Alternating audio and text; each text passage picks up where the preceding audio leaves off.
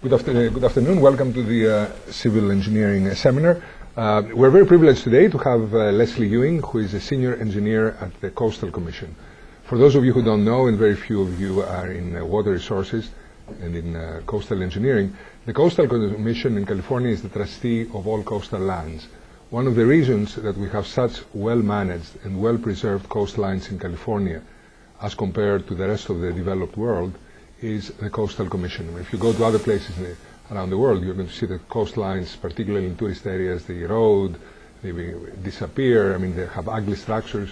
And you go up and down the California coast and you see two things. Most coastlines are natural coastlines, they don't have structures, and there is beach access. And all of that is because of the Coastal Commission, which is pretty much unique in the entire world in terms of how it does coastal zone management. Lesley is a graduate student here. She's doing her PhD, and what she will talk about us is the American Society of Civil Engineers expedition to Samoa to investigate the effects of the earthquake and the tsunami of 29 September 2009. Okay, Lesley.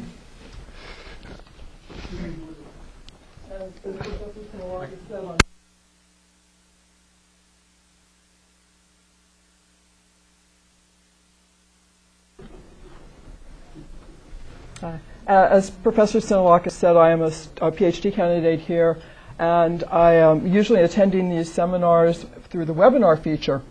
And in October, I emailed Professor Bardet, Dr. Bardet, and said that I wouldn't be able to attend one of the seminars at the end of October because I was going to be in Samoa.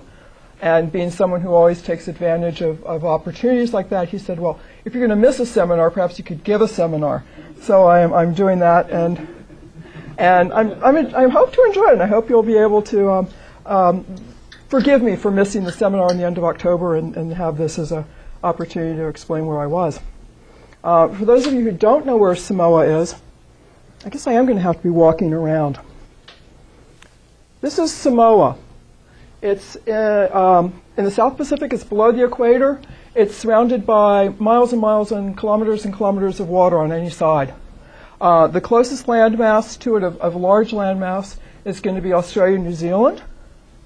And American Samoa and Samoa are both made up of a number of small islands. This shows you American Samoa, the main island, Tutuia, and then off to the western part of that is Samoa, which has several large islands. As an independent nation, Samoa had different issues going on than American Samoa. We went to both locations. We went to Upolu and also to Tutuia. Most of the comments I have are based on American Samoa. Both of them are tropical paradises, as you can see from the pictures in the bottom. Apparently one of them is where South Pacific was staged, and it just had a setting of being an idyllic paradise until September 29th when there was a large earthquake. The purple line here shows the fault zone where the earthquake was centered, and then the circles show the epicenter for the earthquake and the radiation out from that. It was very close to both American Samoa, and then also close to Tonga on the bottom. The people who were in American Samoa, we discussed this with, said that they felt a long rolling motion. They didn't feel that jarring bang that you often get with earthquakes here. It was long and rolling, but it went on for about 2 to 3 minutes. Things fell off shelves. People did the duck cover hold. People weren't thrown out of beds, though. They weren't really disturbed by it, other than this motion going on. People who were in cars said they didn't feel it in many cases. So it was a subtle but huge earthquake. It was a magnitude 8.1. It was about at a depth of 18 kilometers. And like I said, it went on for 2 to 3 minutes. It generated a tsunami. The image on the bottom shows the radiation out from that, the maximum wave amplitude, which was modeled very soon after the event based on the earthquake parameters that were identified. And the focus of that is headed right towards Samoa and American Samoa, and then the back part of it is headed right towards Tonga. The earthquake happened at 6:48 in the morning. I don't know if you can read all these little things at the bottom, but it was 6:48 in the morning for the earthquake. There was some identification that the earthquake had occurred and potential indication that there might have been a tsunami that was sent to the tsunami warning centers 2 minutes later at 6:50. The closest dart buoy, one of the indicators for earthquakes at pressure sensors in deep water, was 2 minutes later in 6:52, indicated that there had been an indication that there was a tsunami generated from the earthquake. 6:58, there was a warning sent or an observation message sent. At 7:02, the first tsunami bulletin came out from the West Coast and Alaska Tsunami Warning Center, which is for the California, Alaska, Hawaii area. Not Hawaii, I'm sorry. But then the Pacific Center, the center that would have given a message for Samoa, American Samoa, sent a message in 7:04. The plots you see are, the bottom is the predicted tide that would have been happening that day. The green is the earthquake and tsunami portion of that tide, and the red part is what was actually observed that day. Many people were saying that the first thing they saw was the water go away. In truth, if they'd been paying a lot of attention to the water, they would have seen this little blip first as the first wave coming in as a positive wave, then a long negative wave. That first wave arrived at about 7:02. So about the time that they would have been getting a warning, or just before they would have been getting a warning, the first tsunami wave was coming in. People talked about sirens. There wasn't enough indications of what was going on. There are a lot of things that you can't do if you've only got 15 minutes to react. The first waves came in very quickly, and that was part of what was happening for both Samoa and American Samoa on this. The tsunami didn't focus just in Samoa, American Samoa area. It radiated out past that through the Pacific. The water depth readings on the far side are for Santa Cruz here in California in the harbor, and that where it starts to get jagged is where there was actually a tsunami read and measured in Santa Cruz Harbor. It wasn't significant, it wasn't damaging, but there were indications. I mean, there was travel of that wave across the Pacific and effects felt throughout the whole Pacific area. Soon after the tsunami, Professor Sinolakis and several others went to American Samoa and did inundation measuring, looking for high water marks, trying to get an idea of where the water actually went. This is one of the first maps that was produced that indicated the height of the inundation and run-up heights around the island. You'll see that there was focusing on the eastern and western ends of the island. And then Pongo Harbor, along the coastal areas in the south coast of on the island, they were having 2 to 4 meter inundation run-up. Pongo Harbor had 7 meters. So there was a significant amplification as it came into the harbor.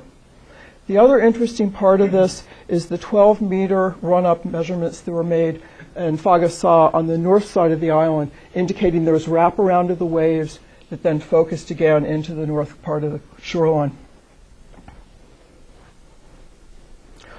I was part of the American Society of Civil Engineers team that went to investigate, not so much for run-up and inundation information, but to look at how the civil engineering structures performed. There was a small team within the American Society of Civil Engineers. It was myself, Jennifer Irish, who's with the Texas A&M, and then Chris Jones with Jones and Associates. We had hoped to have a fourth engineer join us who would be more involved with infrastructure. The three of us are more coastal engineers. We wanted somebody who was an expert in infrastructure, and we had bad luck with them. We had someone who was planned to come with us. He was going to go a few days early and do reconnaissance. The day before he was going to leave, he had a family emergency and couldn't make it. The group who was supporting him quickly found another person to take his place. And again, the day before he was supposed to leave, he had a family emergency and had to cancel. So it was just the three of us for the American Society of Civil Engineers. We teamed up with and coordinated a lot with a team that was with the Earthquake Engineering Research Institute. That was led by Lori Dengler with Jeff Brandt, Kate Long, and Heather Lazarus. They were looking more at the response of people. Heather Lazarus is a sociologist. Kate Long works with the Emergency Management Service here. And we had an affinity. We were looking at some of the same issues, trying to talk with some of the same people, sometimes on the same things, sometimes on different things. But we coordinated a lot on logistics. And so a team of 6 or 7 worked fairly well. The purposes for the American Society of Civil Engineers team was to look at structures, to investigate the effectiveness of shoreline protection structures and natural barriers along the coast, to try to investigate the performance of code-compliant structures, which ultimately proved to be rather difficult to do, and then also investigate the performance of infrastructure and lifelines. Look at how the civil engineering components on the island functioned and worked.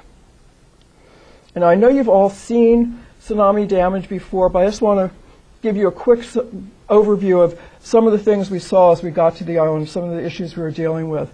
There were lots of collapsed buildings. You had no idea really what was the structural support of this building, how it was constructed.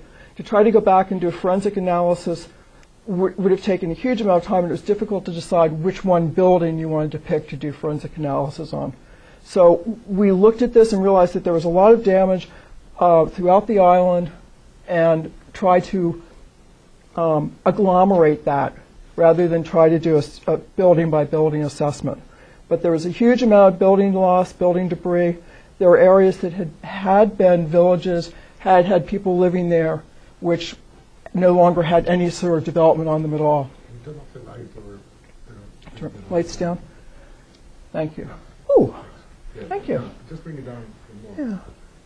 Yeah. The blue roof is a church. That side of the building collapsed. The front of the church stayed. The other side of the church stayed, but that side collapsed. Churches and schools tended to be much better built buildings than some of the homes. And in most cases, it was rare to see this type of damage on a church building, but it was the case in this location. Lots of debris, as I mentioned. Lots of just sort of trying to figure out. In between the two. It's completely dark, but it doesn't show. Oops. Okay. Darker is probably better. Okay. Some of it was just sort of trying to unravel the mysteries of what had been there, where had these cars been before they were washed into the lagoon, what had been on this foundation before there was nothing there. Lots of boats. Boats are designed to float. So when you have a tsunami wave moving them around, they're happy to float around and move with the tsunami. You'll see that there's a boat in that building. The boats back in forest areas or wooded areas, boats on roads, and boats sometimes still in the water, but not in the way that the owner of the boat would want them to be in the water. Cars and trucks moved a lot too. They become floating projectiles, and there was a lot of vehicles were out of commission as a result of this. Pongo Harbor area was very strongly hit by the tsunami. That's the urban area for the island. So it meant that a lot of people were driving to work and their cars were no longer functional. It was really difficult to get around because it was hard to find cars. That was true for American Samoa, not so much so in Samoa. The other thing is, cars float. That sort of becomes a known when you're looking at a tsunami. Water tanks float. The water tank on the bottom is about 6 meters wide. It moved 400 meters through the wooded areas because it wasn't attached. Gravity was holding it in place for many years, but once it became inundated, it was lighter than the water that was trying to move it, and it was carried fairly easily until it wedged into a wall. It would probably go on another 100 meters inland if it hadn't been stopped by the wall. This is another water tank that just went off of its foundation. The building on the top was a bottling plant where there were plastic bottles were being made, and the plastic floated and lifted the roof of the whole top of the building up and off of its foundation. Again, it wasn't all tied together, and whatever things aren't tied together, that's where water will find a way to cause problems. There's also a lot of scour. This is a drainage channel that was cut down about 1/3 to 1/2 meter just due to the drawdown after the tsunami came in. Tsunamis often will come in as sheet flow, so there'll be a rather level area of water coming in, and then they'll find the lowest area to go back in and scour down in the channels that exist. So drawdown, the removal of the water after it's come in, is often as much a problem for a tsunami as the water coming in to begin with. Scoured out this channel significantly. There's a lot of beach scour.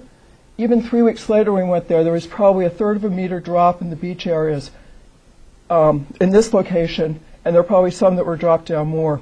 You can see that, maybe you can't see, but when we were there, there's a difference in the coloration of the roots. The roots that have been exposed before the tsunami were a light brown. The roots that have been in something that were working were darker brown, and that coloration difference was still exposed when we were there. Both of the islands, all the islands are surrounded by coral reefs, and all this white is coral that was washed up, torn out from the coral reefs and washed up onto the shoreline. So there's a lot of deposition of coral and probably a lot of offshore damage to the reefs that we didn't explore. The main features that the American Society of Civil Engineers team focused on were coastal structures, infrastructure, communities, and then just due to its uniqueness, we looked at Pongo Harbor as a separate area. And all of these interrelate. Coastal structures are normally installed to protect something. Oftentimes, certainly in American Samoa, they were installed to protect roads and other infrastructure. Infrastructure builds a community. You don't have one without, right now you don't have communities usually without that infrastructure. And then Pongo Harbor itself is almost a small community with coastal structures, infrastructure, communities already built in there. So these aren't separate entities, but they sort of build on each other and work together. And we looked at all four, as trying to figure out if there were conclusions we could draw about how they performed. There are a lot of roads, a lot of coastal structure in American Samoa. The upper picture shows a revetment that's built out of tri-bar.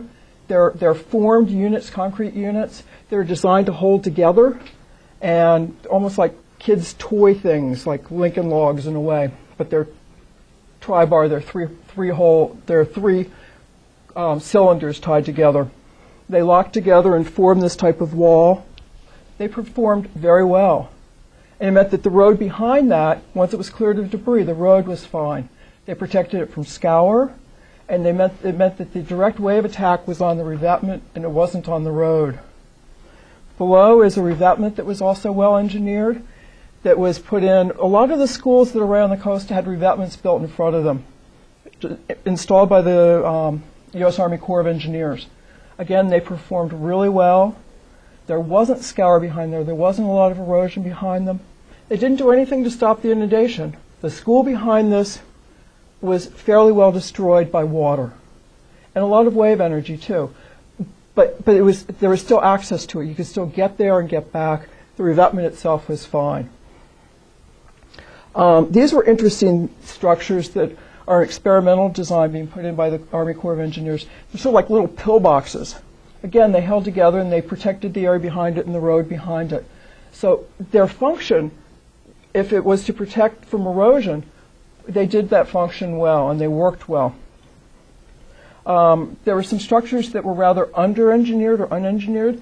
These are Gabion baskets, where you take small rocks, put them in chicken wire, close up the chicken wire, and use the mass of the total unit to try to hold things together. And they didn't do so well. And it seems that their failure was, as the drawdown came out, they were moved out and scoured away, and then the material behind them was scoured. The roads survived behind them, but these structures didn't perform well and won't be useful in the future by any means. And you can see that some of them have fallen apart and are down on the beach. And these would be probably structures that weren't appropriate for the location where they were placed. We did see some rock and masonry walls. Some of those failed. Again, it seemed that they failed from the drawdown, not from the wave attack itself. So it seemed that the engineered structures did pretty well and did what they were expected to do. Some of the lower or low engineered, unengineered structures did fine, but the failures that we saw were the structures that seemed to be less engineered than others. This was a revetment that was under-engineered. The rock size was way too small for the wave forces, and the rocks weren't put together in a way that they had close contact so that they could resist the forces that were coming at them, and the revetment came apart.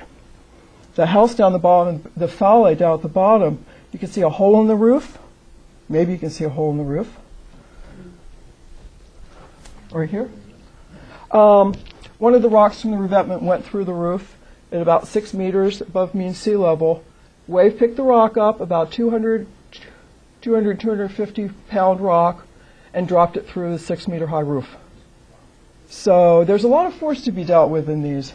And there are consequences to under-designed structures as well. Not only do they fall apart, but once they are apart, they can become debris and in the case, projectiles, right. We also looked at infrastructure. We looked at roads in part through looking at how coastal structures were performing and protecting them. In looking at infrastructure, we focused on electric power and water. The electric power plant that serves most of the eastern part of the island was knocked out when the tsunami wave came in. The high wave inundated the generators, and they were shut down. They had diesel generators, and the power plant was in the process of trying to get new, smaller generators to replace those. Water to the western side of the island was knocked out when the bridge at the bottom was scoured out. And you can see that the channel, the second channel for the bridge, is filled in now with dirt. That had been a bridge channel. It was scoured out. The bridge collapsed to that section and took the water line with it. It's the only water line that serves the entire western part of the island. So there was a lot of work to try to get power back to the eastern part of the island and water to the western part of the island. Power restoration went fairly quickly. There were a lot of little generators that were brought in.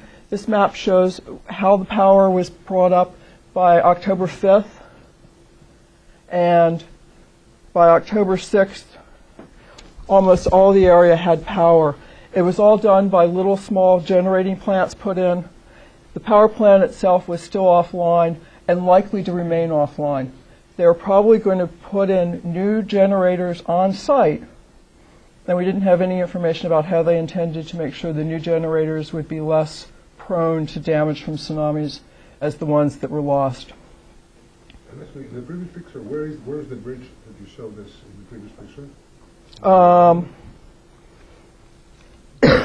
The bridge is in Leone. It's down in here. So this part of the island was without water after the bridge collapsed.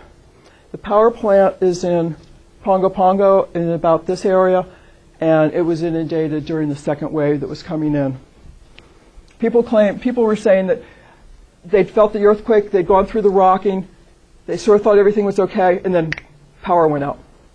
And they couldn't understand why the power was going out after the rocking. But they were the ones who were in the upper areas who weren't seeing the waves coming in. But it wasn't to do with the earthquake, it was inundation from the tsunami. This is the power plant that is no longer in service, and then the locations for all the small generators that are replacing it.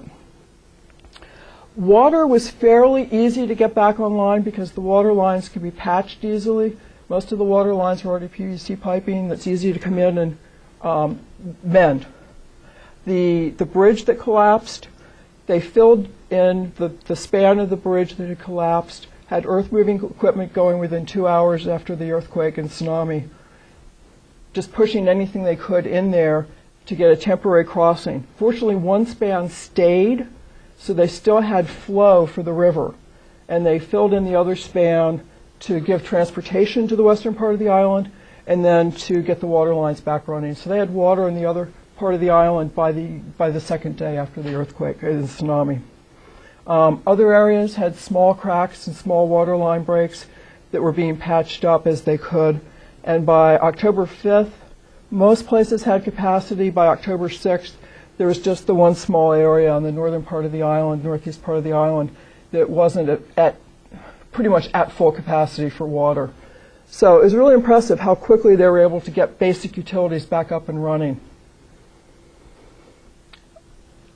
Looking at the communities, we identified communities as sort of the buildings and the buildings and what you go and you look at a community. Not so much the infrastructure, not the guts of the area that is sort of hidden from view, but actually the buildings and structures that were what people used. And that's where there was some earthquake damage. You can see the cracking in the building on the top that was from the earthquake. You can see some cracking in the building on the bottom where there's some problems from the earthquake. For the most part, though, the earthquake caused cosmetic damage, maybe minor structural damage. We never heard anyone say that they saw or knew of anyone who could not evacuate their building and thus were trapped in their building because of the tsunami. In the upper land areas that weren't damaged by the tsunami, there was no building collapse. There were no buildings that indicated extreme structural damage because of the earthquake. How far was the earthquake from this island? 20 miles? No, 50 miles. 50 miles, sorry. It was close. 8.1? It's not the situation we're seeing in Haiti. It was that long rolling earthquake. For some reason, it was a type of earthquake that did not cause structural damage of significance. Plus a lot of the building, I mean, there were not a lot of two-story or three-story. Most of the buildings were one-story structures. Mm-hmm. But Wood frame or masonry? masonry, concrete brick. A lot of the structures are pole structures with thatched roof. But the structures, I mean, this was a three-story hotel, very close to the epicenter, and it survived fine. It was not it didn't have that jolt that I think is the thing, that impulse loading that buildings can't stand. And it was very fortunate because that meant that during the tsunami, people could get out of their structures. People weren't trapped in there. But there was a lot of damage to the communities. It was the damage, though, from the tsunami. These are two communities on American Samoa. On the bottom one is on the western tip of Samoa, where 14 of the 16 buildings in the village were completely destroyed. That's the remains, that's a shell of a school that remained, and then there are two churches that were also there. The upper one is a community where 90%, 80% of that community was destroyed. And the discussions that were going on, even 3 weeks later when we were there, was what to do, whether to rebuild or to rebuild in a different location. Land ownership in American Samoa and Samoa both is different than here. It's held by villages, it's held by families, and many families, or most families, have land down by the coast and also land upland. And so they have the opportunity to move up if they want to, if there's a reason to. And a lot of communities were continuing to talk about that. Both of these islands are also hit by hurricanes. In 1990 and 1991, both islands had back-to-back Category 5 hurricanes come through. So several communities had made the decision back in the 90s to relocate themselves up. It was more done in Samoa than in American Samoa. And the interesting thing is what Samoa then ended up doing was taking their coastal land and turning it into resort areas. And so the tourists can be in the areas that will be hit by the hurricanes and the tsunamis. But they've got then their livelihood, and they themselves are up in higher land.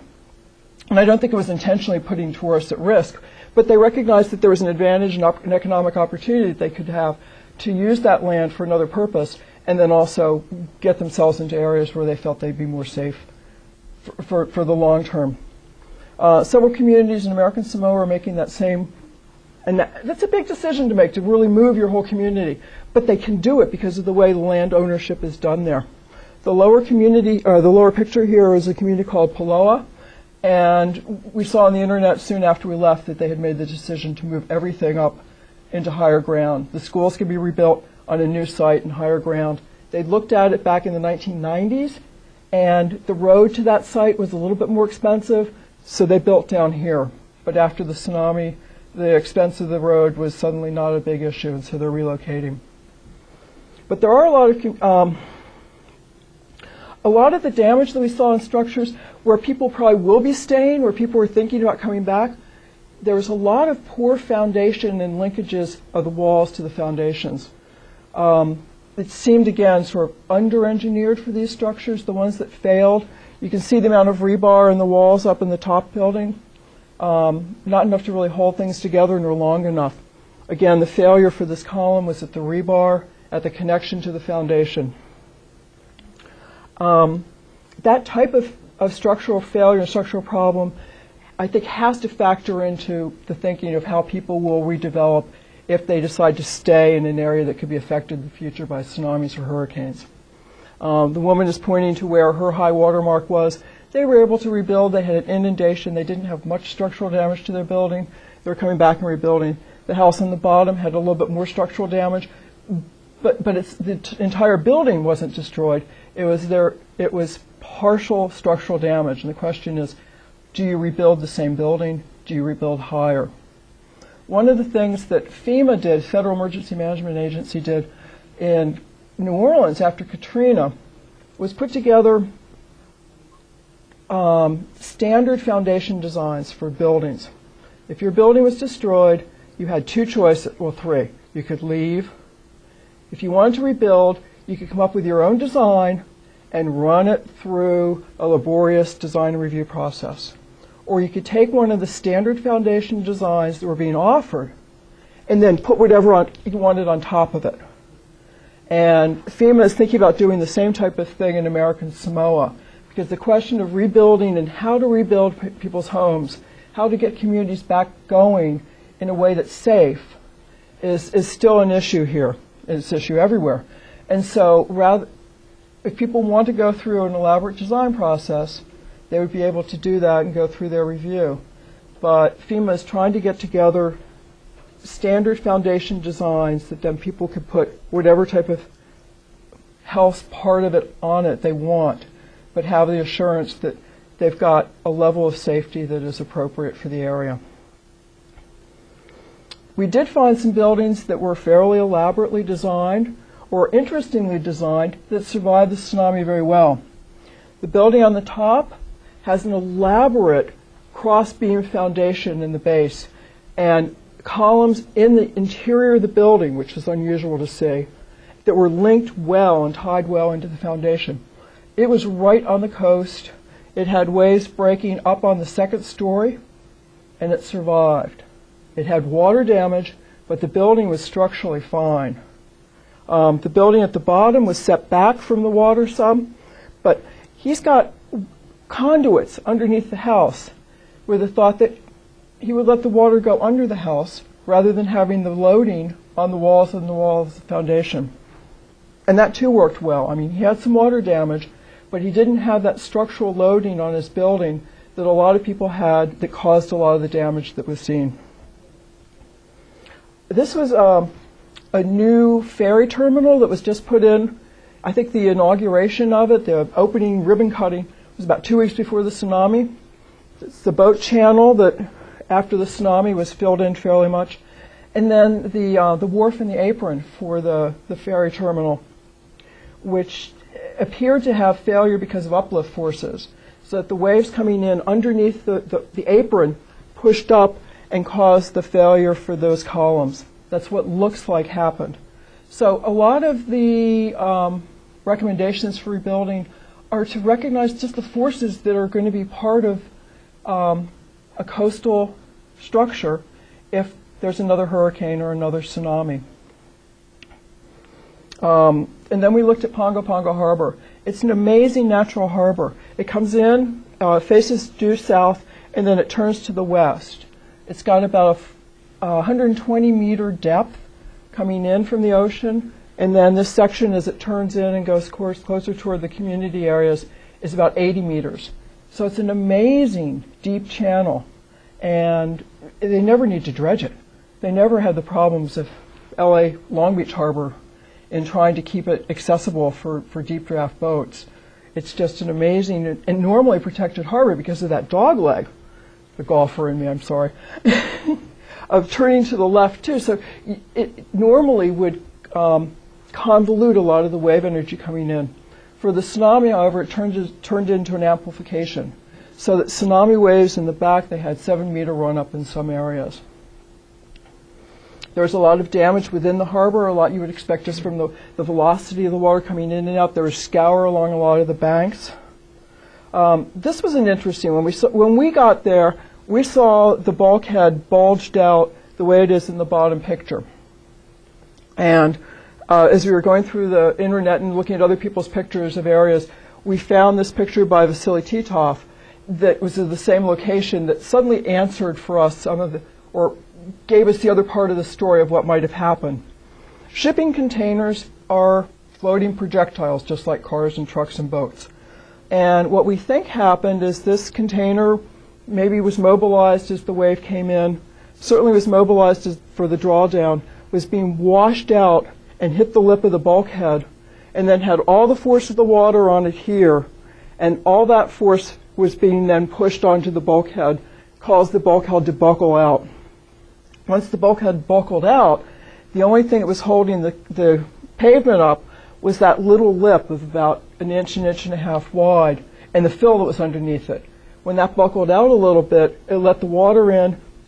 Fill was gone in an instant.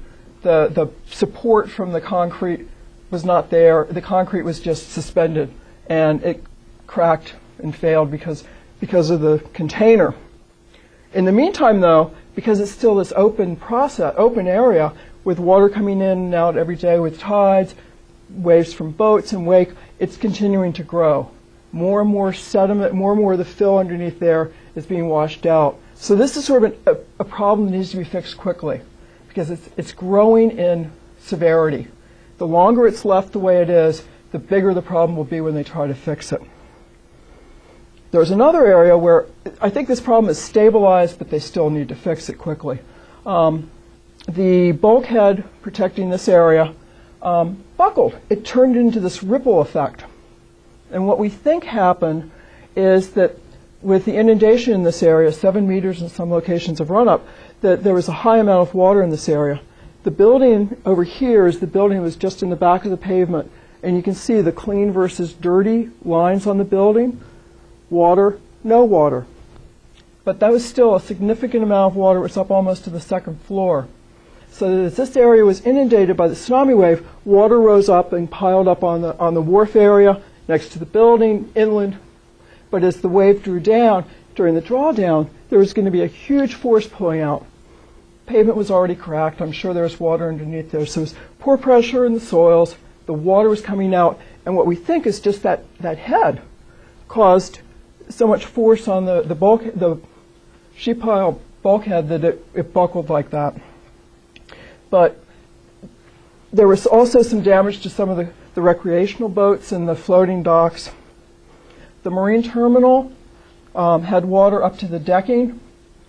Fortunately, there weren't tankers at the terminal at the time of the tsunami. They have about 2 tankers a month come in and take a day to a day and a half to load and offload.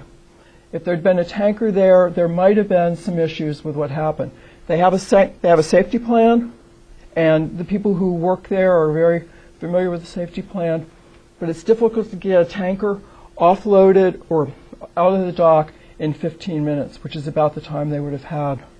They are planning to upgrade all their bollards so that at least they won't have boats breaking loose if they are at dock. But Pongo Harbor, one of the things that has made it an economically viable area for a number of years is that it's tuna canneries. Lots and lots of tuna ships come in, and they do tuna for Starkist and Chicken of the Sea, and I'm not sure, I don't know all the tuna companies, but they have a major tuna industry. And the companies are moving out of American Samoa. One tuna cannery had already closed when we were there. Another was talking about closing by the end of the year. Because of the tsunami or? Because of the economics. American Samoa had a increase in their minimum wage up to $4.25 an hour, and that was high enough above what they could go elsewhere. What am I trying to say? They claimed that was economically untenable for them to pack tuna and pay people that rate. So that was one of the issues. I'm sure there are other issues. And so the tuna industry is threatening to leave American Samoa, leave Pongo Harbor in particular, which means that the tsunami may be a opportunity, just like my not being able to hear the lecture in October and now getting to talk about American Samoa, that suddenly the harbor area has they need to be looking for new sources of income. And the canneries may no longer be the revenue source that they had been for years. So as they're redoing the areas that have been damaged, as they're thinking about what they want to do in the cannery areas and the bulk and the wharf areas that have been damaged, there is the opportunity to think about what they want Pongo Harbor to actually become for the 2050 plan, 2020 plan. Because the signs were there that the cannery is not going to be the economic force in the future that it was in the past, and it dominates the waterfront. So there's an opportunity to rebuild the parts that are damaged in a way that, maybe allows Charlie Tuna to stay around, but recognizes that there may not be the canneries and the tuna industry that there's been in the past. We did have some lessons learned. We went with a lot of the information that had come from other tsunamis. This was a short list we took from a paper by Tony Dalrymple and Dave Kriebel, where their sort of lessons learned were that elevated structures survive better. Certainly in Samoa, again, we found that if you were high enough up, either by land or by elevation on piles, you were out of the waves area, out of the area that was inundated. That was a better way to survive than being at the brunt force where you've got to take all the wave loadings. Materials matter. Reinforced concrete works better than dry masonry. That type of issue is certainly clear, again, in American Samoa. Orientation is important.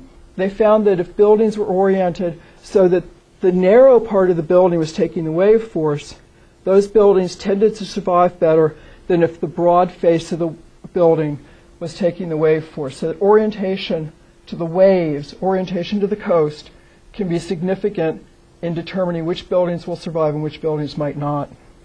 Strong foundations are necessary. We certainly found that again, that a lot of the damage that we saw to buildings, the buildings that there was enough there to do some sort of investigation on, it was the foundation that seemed to be and the connections to the foundations that seemed to be a weakness. Seawalls can be effective in reducing wave damage. We found that to be the case, and certainly stopping erosion behind them. Debris in the flow is hazardous. That was certainly the case again. Ports are particularly vulnerable. That certainly was the case with Pongo Harbor. And the beaches often recover quickly. That seemed to be the case in most of the places we were, but like I say, we still saw beaches that had a third of a meter to a half a meter of vertical drop and loss of sand. It was 3 weeks later, so quickly is relative. I think that's expecting a lot to have the beach come back that fast. In addition to theirs, we found that orientation was important, but it was really orientation to the waves.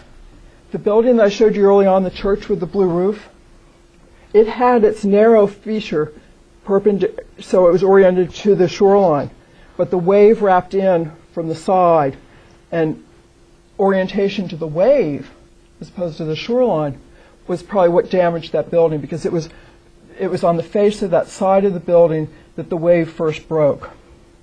How far setback was the building? 40 meters. It was on the other side of the road, but it was low elevation. And it was pretty close to the beach. Again, strong foundations are necessary. There's probably less attention paid to vertical forces and uplift forces in some of the buildings we saw than we would have wanted to have. And heavy structures can become buoyant. Just because a water tank is really, really heavy and it's going to be impossible to, real hard to get back in place, doesn't mean that it can't be moved pretty easily by water when the water's there.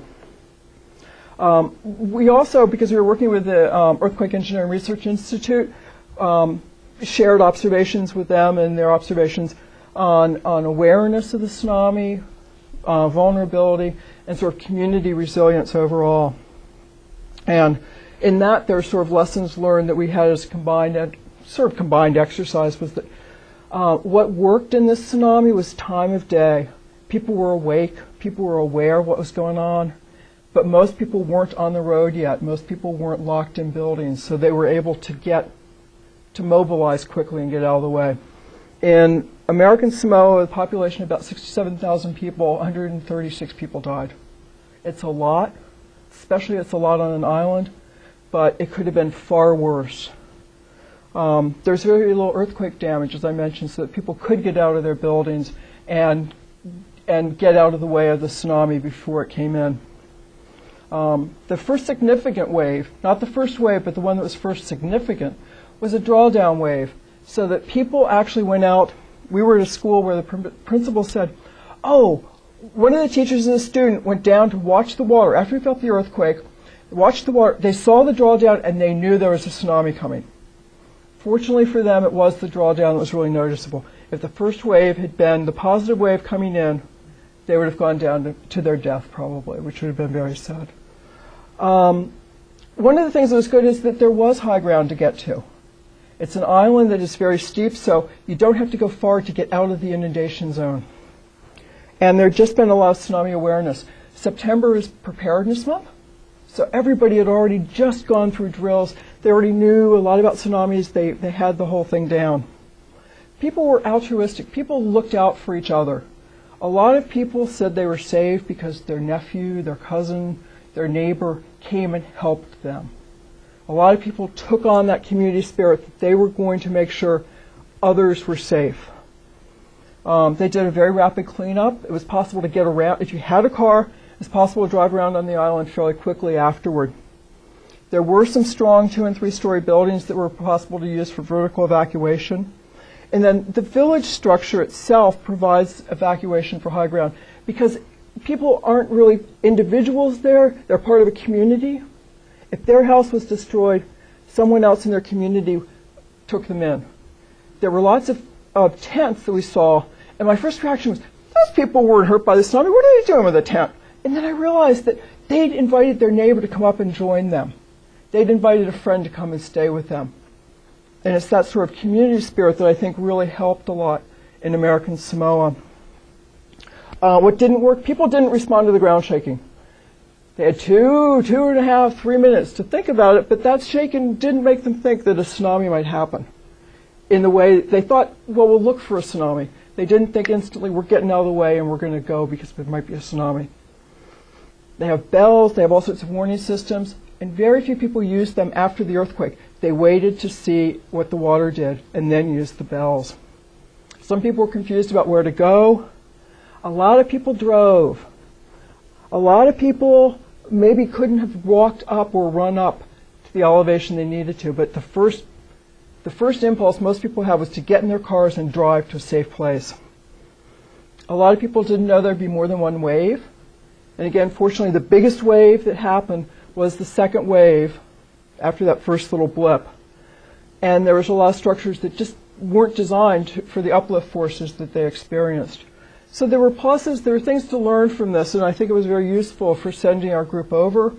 Our next steps, we did a poster at the Fall AGU conference. We're doing another poster at the Ocean Science Conference in Portland in a couple of weeks. We are working on our field investigation report. EER team is also going to have our observational report, and we're hoping to publish a technical article in the Waterways Journal with the American Society of Civil Engineers. These are some of the bells that they have, and that what looks like a very, very tiny canoe is actually one of the old drums that's used for warning systems on the island. And with that, I'll just, if there are time for questions, I'll hit up to try to answer questions if you have them.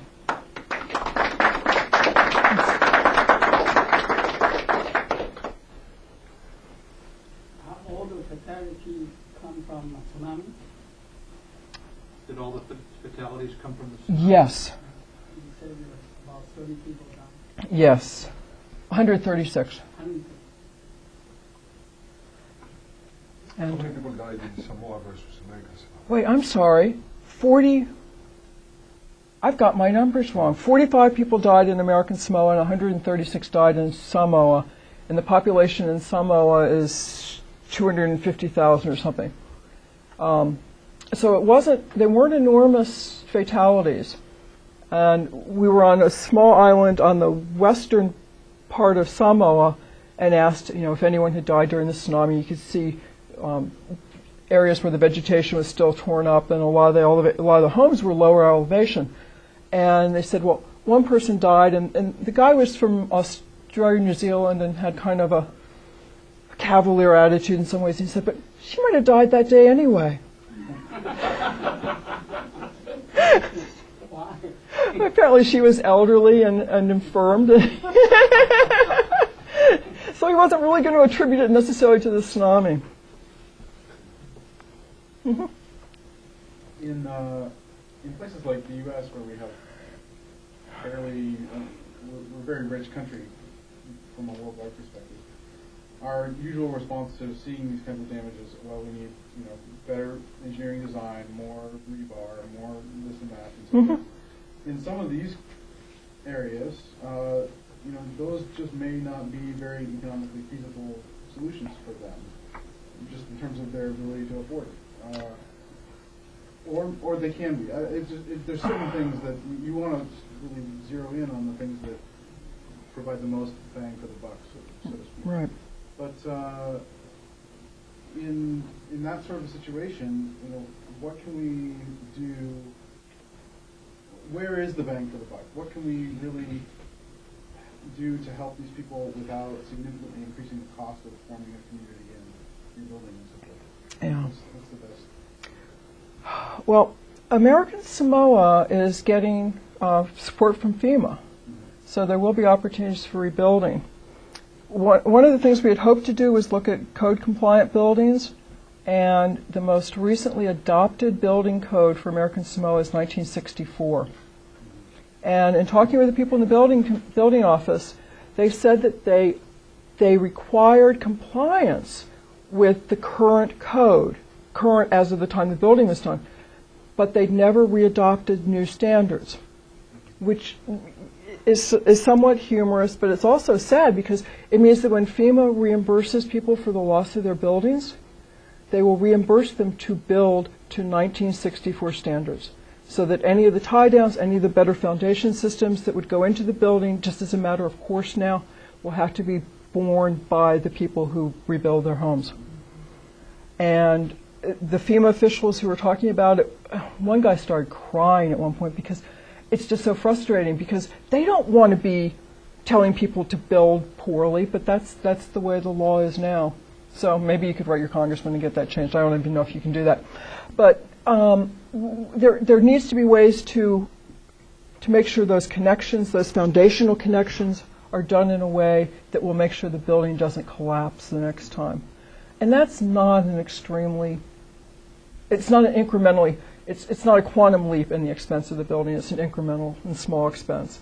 But I think getting people to understand the importance of that connection as much as anything is going to be important. Probably the FEMA foundation standards.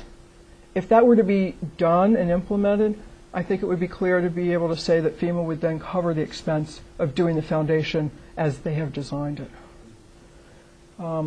There's also the question of, to me, of some of the small beach valleys did well. Their poles, thatched huts, decent foundation at the bottom, and the water just went through.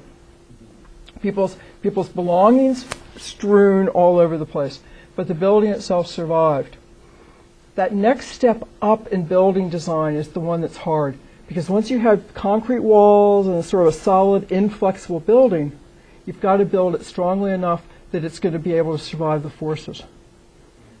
And so there's a quantum jump between the indigenous architecture and then the sort of imported architecture and how it will have to be designed to survive. Am I making sense on that? Yeah. There's sort of two different reactions societally that people can have to something like this. One is, wow, this was bad, we need to make sure that we're ready for the next one. Or these things happen relatively infrequently, lightning doesn't strike twice in the same place, we don't need to worry so much because we've been hit by this one, we probably won't be hit for X number of years. Mm-hmm. Is there a sense in American Samoa, I mean, how are, from a societal point of view, how are they reacting? People wanted to be prepared for the next one. Whether the next one is going to be a large tsunami, they'd had one about 80, 90 years ago. So grandparents' era, people had at least knowledge of it in some families, but they have hurricanes on a regular basis. People had said, well, we know how to deal with hurricanes because we've got warning. and I'm not sure what they meant. And they never really explained that well, but I think people do want to be better prepared. And on an island of 67,000 people, 36 deaths, they were felt by everyone there.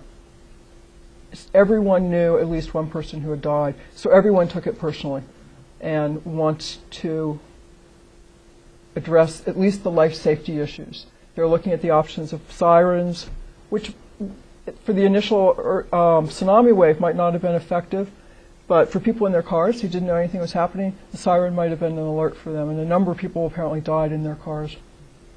Yeah. So.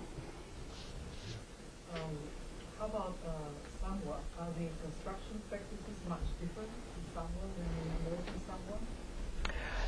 in Samoa?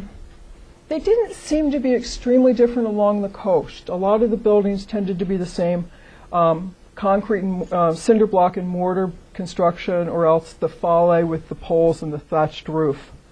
Samoa does follow New Zealand building code and adopts the most recent and newest code. So they were actively following better building codes, newer building codes, hope they're better. And yet there were entire communities that were completely wiped out.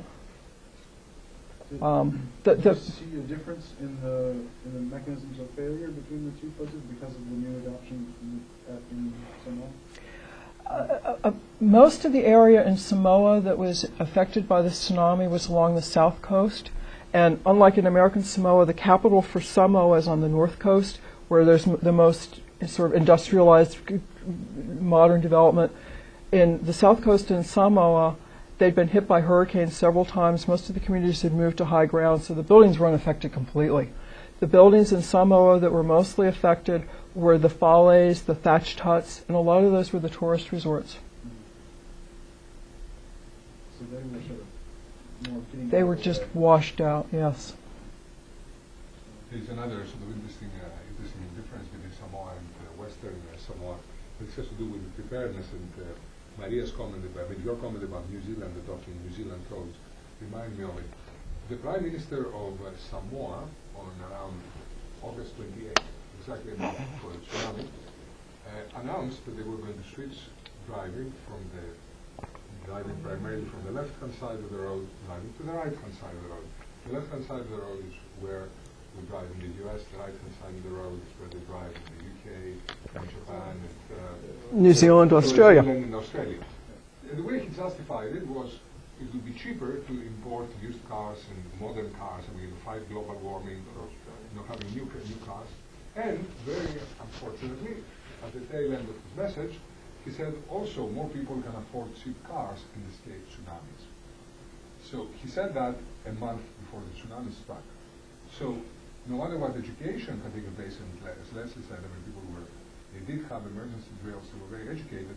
The last thing that they had heard from official lips was, it's almost like a class issue. Poor people can get into their cars and escape tsunamis.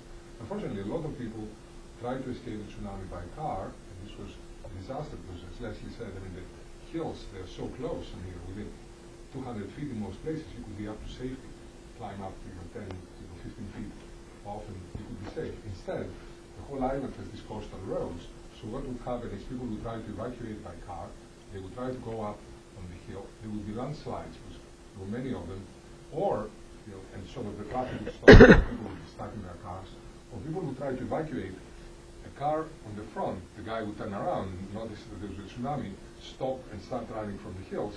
The other people behind had not realized that the tsunami was coming.